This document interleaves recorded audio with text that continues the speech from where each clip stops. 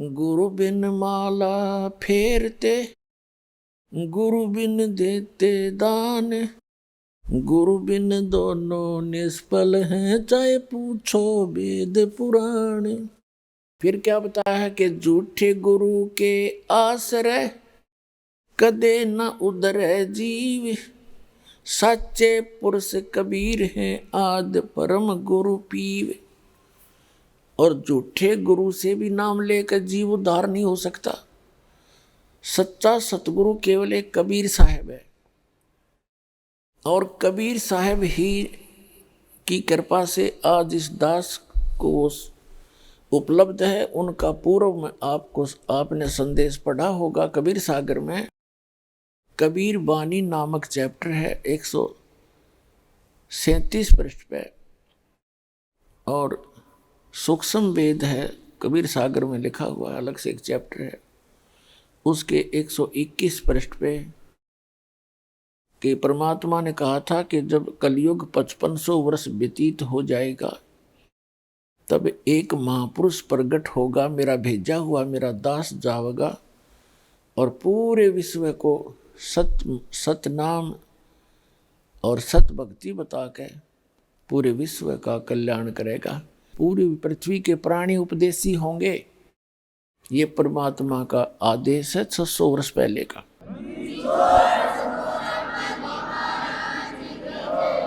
और अब वो सफल होगा पुण्यात्मा।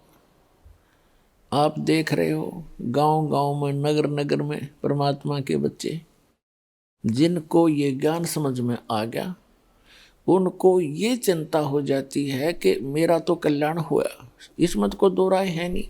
यहाँ से भक्ति प्राप्त होने के बाद उस प्राणी का मोक्ष कंपलसरी है, गारंटीड है, लेकिन कंडीशन है कि मर्यादा में रहे। और भक्ति कोई विशेष भी नहीं इसमें करनी, यानी विशेष वो नहीं है कि कोई हठ योग नहीं, इसको चलते फिरते बैठ के लेट के, कोई रोगी है बीमार है नहीं बैठ सकता, लेट का भजन कर ले, सिमरण से मोक्ष होगा।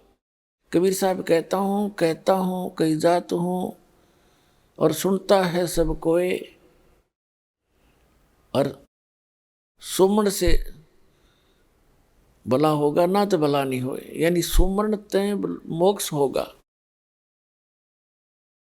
और सुमरण इतना गजब का आपको दे दिया गया है कि एक श्वास की कीमत, जैसे बताई थी आपको, बहुत बार बताई है कि ये 14 लोक, ब्रह्मा विष्णु महेश के लोक, और ये 14 लोक एक साइड में रख दे एक तराजू के पलड़े में, और एक तरफ पासंग रख दे पृथ्वी पूरी, इसका शासन इन और स्वर्ग लोक, और साथ में पाताल लोक तो एक तरफ रख दे, वैसे यूजलेस है ये। और एक श्वास के सिमरण का सतनाम के सिमरण की इतनी कीमत है। तो सिमरण आप ढंग से करते रहना, मर्यादा में रहना, भजन जरूर करना, लेकिन कसक के साथ करना। यहाँ से दिल उठाए रहना कि ये लोक ठीक नहीं है। जैसे एक परमात्मा ने कहा कि जैसे पर घर पावना रह उठाए चित, जिस प्रकार किसी दूसरे घर में कोई मेहमान गया हुआ हो और वहाँ उसकी कितनी आओ भगत हो रही हो, कितना रिस्पेक्ट हो रहा हो, एक दिन के बाद उसकी चिंता अपने घर की हो जाती है। उसको पता होता है कि मेरा ये ठिकाना नहीं है, तो वहाँ वो सब कुछ सुविधाएं प्राप्त करते हुए उसके मन में रह कर अपने घर आने की उमंग उठती ही रहती है। तो इस प्रकार आप यहाँ पर घर में रह रहे हो, आप दूसरे के स्थान पर रह रहे हो, आपका निज घर वो सतलोक है। जब तक जिस व्यक्ति, जैसे कोई व्यक्ति बाहर गया हुआ है रिश्तेदारी में और उसको घूटी पिला दी, और जब उसकी घूटी उतरे उसने फिर एक प्याली पिला दे, तो उसने चाहे 10 दिन रोक लो हुए, क्योंकि उसने होश को नहीं, उसमें नशे में वो पड़ा है वहाँ पर। जब नशा उतर जाएगा उसका तुरंत अपना घर, अपने बालक, अपने बच्चे, अपने काम तुरंत याद आएंगे और तुरंत चल पड़ेगा। तो इस काल ने आपका यहाँ भांग प्या रखी आपको सबको, इस झूठे सुख की। कबीर साहब कहते हैं झूठे सुख को सुख कहे ये मान रहा मनमोद, ये सकल चबीना काल का कुछ मुख में कुछ बोध। ये कुछ ये यहाँ का जो सुख है कार कोठी बंगले, ये भांग प्या रखी आप तक।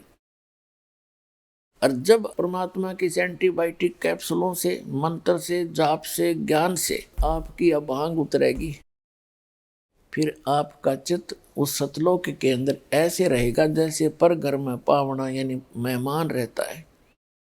तो उस अतिथि के आए बिना आपकी मुक्ति नहीं होगी। तो इस ज्ञान को रह रहकर सुनना, भक्ति करते रहना। भक्ति से थोड़ी बन जावे पर करे कसकते, कसक के साथ करे और मर्यादा में रहता हुआ करे तो सफल होगे। भक्ति करनी अवश्य पड़ेगी।